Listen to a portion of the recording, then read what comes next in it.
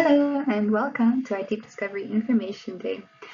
I'm really sorry I can't be able to join you in real time, but I'm happy to present the Deep Discovery project to you all, what exactly it is, how you can implement it into your own schools, and also how we can support you with some exciting international collaboration opportunities and different networks, all with this undercurrent of ocean literacy behind it.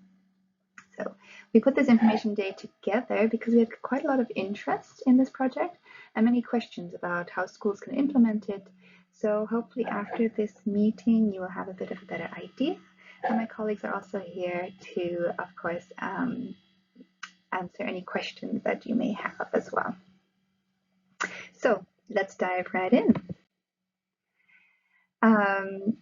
So this I always like to mention our partnership when I start these presentations because we don't do this alone. It's a really great partnership that we have. It's a KA2 Erasmus Plus school education project where we have multiple EU countries taking part in. What's really exciting about this consortium is that we're really bringing together educators and researchers from each partner country to develop the materials. So that's quite an exciting interdisciplinary approach that we have.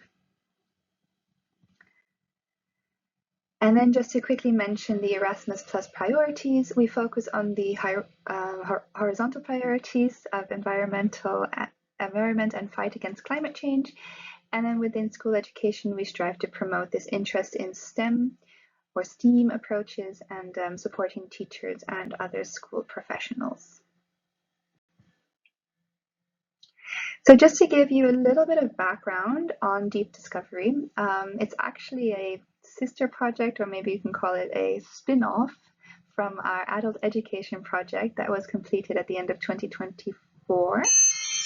And this was a citizen science opportunity where we invited adult learners, so it's focused on adult learners, to be marine scientists. And we invite you to check it out if you're interested. I have the webpage there, www.intothedeep.net. And basically that gives you an idea of what you can expect in the Deep Discovery project, where we invite learners to learn about the habitat and then have a go at actually looking at real-time data and marking the different animals. So this really supports this trust in the scientific process and furthers the reach also of specific studies that the researchers are working on and bridges these gaps between the research community and the public. And Deep Discovery is basically the same concept, however, adapted for use in schools for students ages around 10 to 16 years old. So I like to show this Venn diagram that looks at education for sustainable development. This is from the UNESCO 2020 Education for Sustainable Development Roadmap. And because what we're learning is that to reach more people to live and behave more sustainably, we really need to reach them beyond just telling them the information. And that really takes the harmonization of these three different learning dimensions to be able to work towards or move towards more sustainable behaviors. So we have the cognitive learning dimension, which is kind of the knowing of the information, the emotional learning dimension, which is this feeling of the connection, this question of why should I care? And then we have the behavioral learning dimension. And this is this question of what can I actually do? And so with the Deep Discovery project, this is what we attempt. We attempt to touch on all of these three different learning dimensions. So to start the Deep Discovery project, we first conducted a needs analysis across the different schools in each partner country. And this is actually quite exciting because we have quite a diverse set of schools participating in this project. And still we found that the results of the needs analysis were strikingly similar across the board. So general gaps that we found is that there's just limited integration in the curriculum. Anything that's ocean literacy related is teacher driven, so there has to be an interest that the individual interest that a teacher might have to implement this into his or her classroom. And then looking at the supporting needs. So what type of needs do the schools have? And the main one here was access to resources or material and opportunities for collaborations. And then so within this age range, we looked at, they all agreed that the topic of ocean literacy should really follow an interdisciplinary approach, reaching across all topics and school subjects. So whether it be with maths or biology or literature or art, there's always a kind of link or connection that can be found there as well. And here the main objectives of the project are sustainability, so increasing the understanding and interconnectedness of marine sustainability challenges, climate empathy, increasing agency in teachers and students, inclusion, increasing affinity, and inclusive marine science, something that everybody can do and take part in. Scientific method, increasing this confidence and trust within the scientific method. So this graphic shows a little bit the workflow of the project, and as I generally like adding checks to things that I accomplish, I just wanted to give you all a little view on what we've accomplished so far. So we're finishing the co-creation of the learning materials between educators and researchers. Then we can check off as well that Big Ol' Party is well on its way to be adapted for use in the classroom. I will, in the next coming slides, go into a little bit more detail of what exactly Big Ol' Party is. And then we have here at the end of October, we will be hosting our training event in Vilanova y la Geltrú to test these materials and the software. And then finally, in January 2026, the beginning of next year, we should be ready to go into the piloting phase. And this is the phase that might be the most interesting for those of you who are joining us today as well, because that's when we can actually, when the materials and everything is ready to go and ready to be used within the classroom for this first pilot. So all the learning materials are accessible on our webpage. You can scan the code here and start to have a look at our webpage already. And basically what we'll have available is the syllabi, learning modules, supplementary information, a forum for some communication, and other citizen science opportunities, providing a bit of a hub for further interest or opportunities as well. So here's just a quick visual of the, I have to press start, of the website. You can check out our video from the our kickoff meeting. Here the syllabi are already online, and there's also suggestions for supporting activities and different ways you can incorporate into your classroom.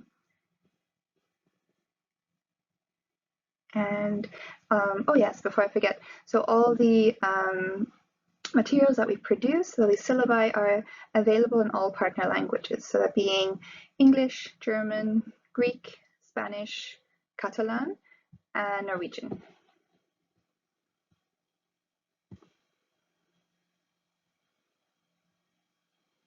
Yep.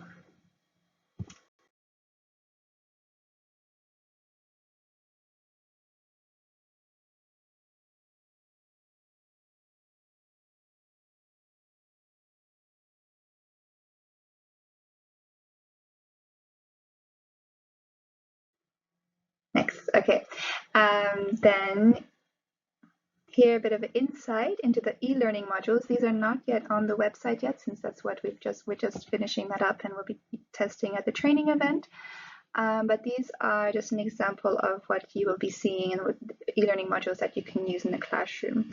The idea is to give some background about the why, what, how these ecosystems are studied in a kind of interactive way. What you just saw were some keywords that come up throughout the lesson, and some did you knows that are a bit more interactive that they click on it.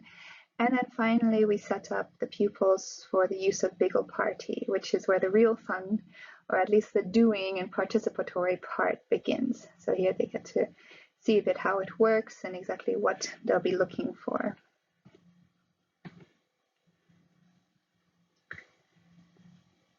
Here again, some keywords that are used throughout. And here, yeah, who are we looking for and why? So here they're set up and ready to go for the next step, which is BIGO Party.